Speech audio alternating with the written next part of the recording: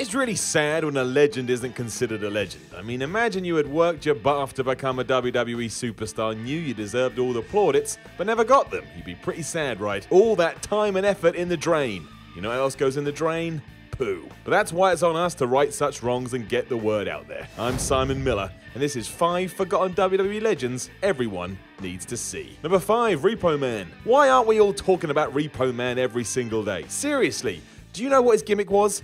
He was going to come round your house and repossess your things, or in this instance, steal them. Hence that weird get-up.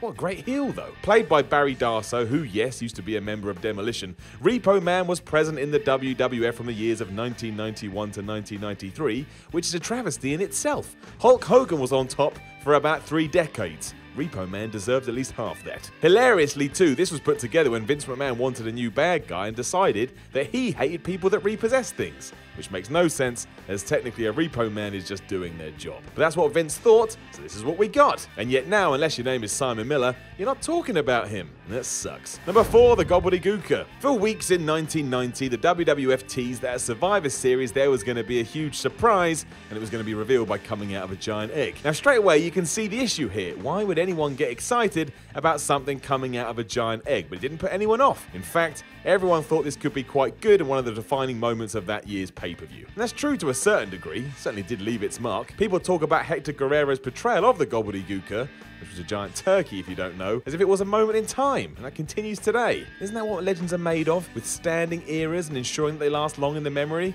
I think it is. Also, it's a giant turkey. It's money right there. Don't forget either that yes, once again, this was done to give Vince McMahon a kick because he thought it would be hilarious to see a premier worker like Guerrero jumping around in this costume. Still though, it was over quicker than a wink. And that stinks. Number 3, the Beverly Brothers. Is this the best tag team of all time? Of course it is. They were siblings, super smart, and had the Genius as their manager.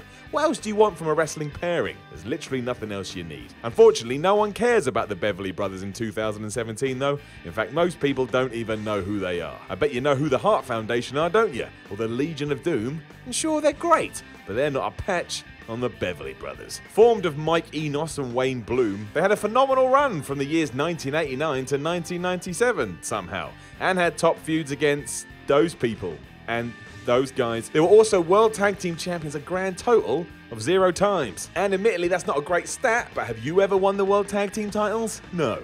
No, you haven't. The weird thing is these two quite literally vanished into dust when they were done. Like, where are they now?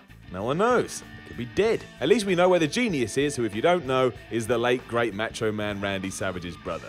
He's doing the round spatting off his bizarre poetry. As you do. Number 2, Mantor. Now, if you haven't figured it out yet, this list is a bit of a troll, breaking the fourth wall here. But we should move all that to one side to talk about Mantar, or more specifically, the creative process behind that.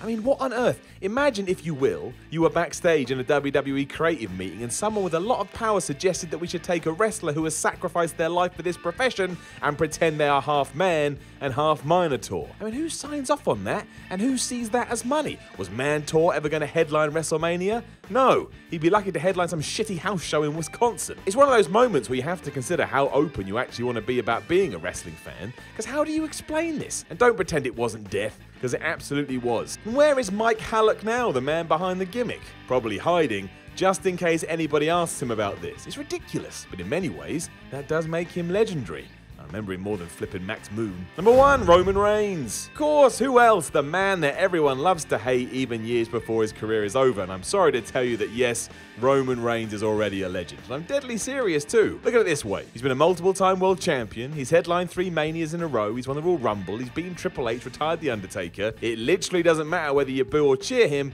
Roman is going to go down in the history books as one of the most successful wrestlers of all time, even if he just disappeared from TV tomorrow.